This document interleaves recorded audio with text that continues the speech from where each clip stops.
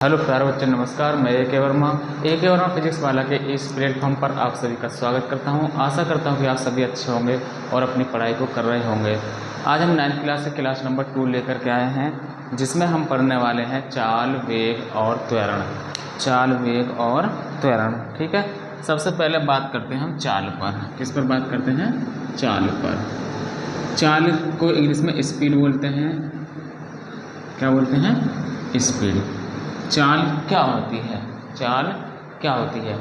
किसी वस्तु द्वारा प्रति एकांक समय में तय की गई दूरी को हम चाल कहते हैं, ठीक है। किसी वस्तु द्वारा प्रति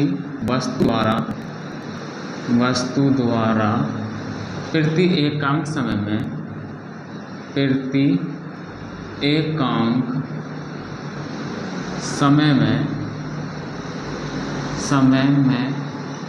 तय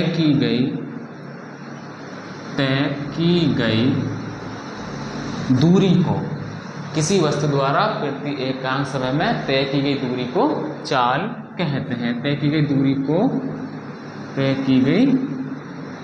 दूरी को चाल कहते हैं। क्या कहते हैं? चाल, ठीक है भाई। इसका सूत्र क्या होगा भाई? चाल बराबर बटे दूरी बटे समय। चाल बराबर क्या हो जाएगा? दूरी बटे समय, ठीक है। या ऐसे ही बोल सकते हैं, 1 सेकंड में तय की गई दूरी को क्या कहते हैं? हम चाल कहते हैं। 1 सेकंड को चाल कहते हैं, या प्रति सेकंड तय की गई दूरी को चाल कहते हैं, ठीक है भाई। ये इसका सूत्र हो गया। मात्रक की हम बात करें भाई, मात्रक क्या होगा इसका? ऊपर दूरी है, नीचे समय है, तो दूरी का मात्रक क्या होता है भाई? मीटर होता है।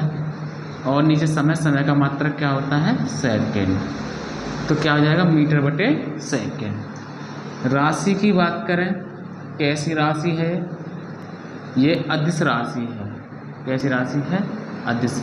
क्योंकि इसे व्यक्त करने के लिए केवल परिमाण की आवश्यकता होती है, दिशा की नहीं, इसलिए ये अदिश राशि है, ठीक है भाई। अब बात करते हैं हम वेग की। किसकी? वेग की बात करते हैं। वेग क्या है? वेग को इंग्लिश में वेलोसिटी बोलते हैं। क्या बोलते हैं? वेलोसिटी। हाँ भाई, वेलोसिटी क्या होती है? किसी वस्तु द्वारा प्रति एक समय तय स्थान को वेग कहते हैं। क्या कहते हैं? वेग। किसी वस्तु द्वारा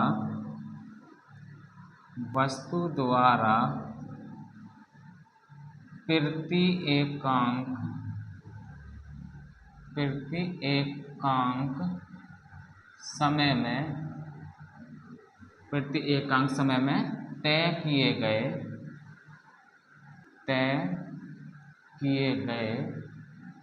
विस्थापन को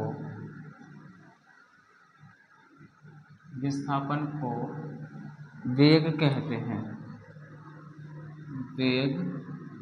कहते हैं। क्या कहते हैं भाई? वेग, ठीक है भाई। वीडियो को एक बार चेक कर लेते हैं भाई। तय किए गए विस्थापन को हम वेग कहते हैं। बिलर आ रही है? कोई बात नहीं, बिलर आ रही है। तय किए गए विस्थापन को वेग कहते हैं, ठीक है। तय किए गए विस्थापन को वेग कहते हैं, हाँ भाई। सूत्र की हम बात करें भाई, वेग के सूत्र की। वेग का सूत्र यहाँ लिख देते हैं, ठीक है भाई। वेग का सूत्र क्या होता है भाई? वेग बराबर क्या हो जाएगा? विस्थापन बटे समय अंतराल या समय। विस्थापन बटे समय या समय अंतराल। क्या हो जाएगा? विस्थापन बटे समय अंतराल, ठीक है भाई। अब क्या करते हैं भाई? इसका मात्रक चाहिए होगा। पहले राशि की बात करें। कैसी राशि है? वेग सदिश राशि होती है। कैसी राशि होती है? सदिश, क्योंकि इसको व्यक्त करने के लिए परिमाण के साथ साथ दिशा की आवश्यकता होती है। कैसी राशि होती है भाई?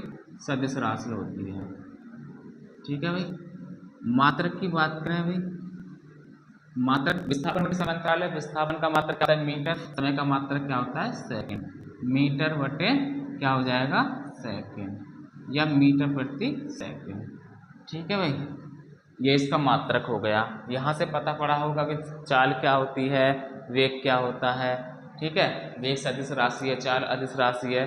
चाल अदिश राशि क्यों है? क्योंकि इसको व्यक्त करने के लिए परिमाण की आवश्यकता होती है, दिशा की नहीं। वेग अदिश राशि क्यों होती है? क्योंकि इसे व्यक्त करने के लिए परिमाण के साथ साथ दिशा की भी आवश्यकता होती है। तो यहाँ से स्क्रीनशॉट ले लें या फिर नोट कर लें। ठीक है, आगे बात करते हैं हम त्वरण पर। त्वरण पर बात करते हैं।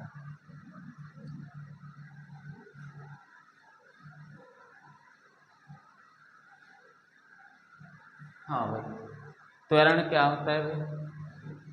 त्वरण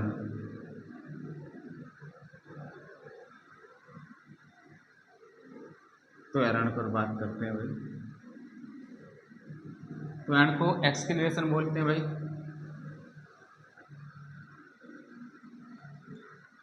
इंग्लिश में, ठीक है, एक्सीलरेशन या एक्सीलरेशन। ठीक है, क्या होता है भाई? इसकी परिभाषा देंगे। क्या है इसकी परिभाषा? वेग परिवर्तन की दर को हम त्वरण कहते हैं। क्या कहते हैं? त्वरण। वेग परिवर्तन की दर को क्या कहते हैं? त्वरण। हाँ भाई, वेग परिवर्तन की दर को, वेग परिवर्तन की दर को, परिवर्तन की दर को, वेग परिवर्तन की दर को, दर को त्वरण कहते हैं, कहते हैं। ठीक है भाई, सूत्र क्या होगा? त्वरण, इसको स्मॉल ए से व्यक्त करते हैं भाई। त्वरण स्मॉल ए बराबर क्या हो जाएगा? वेग परिवर्तन, वेग परिवर्तन बटे क्या हो जाएगा? समयांतराल, समयांतराल या समय हो जाएगा। ये सूत्र हो गया भाई इसका। क्या हो गया? ये सूत्र हो गया। ठीक है, अगर मैं मानूं किसी वस्तु का, अगर मैं मानूं किसी वस्तु का प्रारंभिक वेग, किसी वस्तु का, किसी वस्तु का प्रारंभिक वेग, प्रारंभिक वेग क्या है? u। ठीक है भाई, t समय बाद वेग, स्मॉल t समय बाद वेग क्या हो जाता है? v हो जाता है। तो v क्या हो जाएगा यहाँ पर? अंतिम वेग। क्या हो जाएगा? अंतिम, अंतिम वेग हो जाएगा भाई। ठीक है, इस स्थिति में त्वरण का सूत्र क्या होगा? इस स्थिति में त्वरण का सूत्र क्या होगा? ये सदिश राशि है, तो क्या हो जाएगा? v minus you. कहने का मतलब वेग परिवर्तन u से v हुआ, परिवर्तन कैसे निकालेंगे? बाद वाले में से पहला वाला माइनस करेंगे, v माइनस यू अपॉन क्या आएगा? समयांतराल यानी कि t। ठीक है, यहाँ पे मान सकते हैं समय क्या था? जीरो था। जब प्रारंभिक वेग u था तो समय t बराबर जीरो, और जैसे ही समय बढ़ा क्या हो जाएगा? t बराबर ये t हो गया। तो निकाल सकते हैं t माइनस जीरो करके, यहाँ पे ये भी चीज़ रख सकते हैं समयांतराल के लिए। तो सूत्र क्या बन जाएगा? सदिश लगाओ या मत लगाओ, कोई दिक्कत वाली बात नहीं है। a is equal to v minus u upon t. ठीक है, अगर वेक्टर रूप में लिखना है, सदिश के रूप में लिखना है, तो क्या हो जाएगा? a vector is equal to v vector minus u vector upon t. ठीक है भाई, ये हो जाएगा। यहाँ तक ये बात समझ में आई होगी भाई, यहाँ तक ये वाली बात समझ में आई होगी। नेक्स्ट बात करते हैं। ठीक है, एक बार वीडियो और चेक कर लेते हैं भाई, ब्लर आ रही है वैसे वीडियो। ठीक है भाई, इतना ही इस वीडियो में। नेक्स्ट मिलते हैं भाई, ब्लर आ रही है।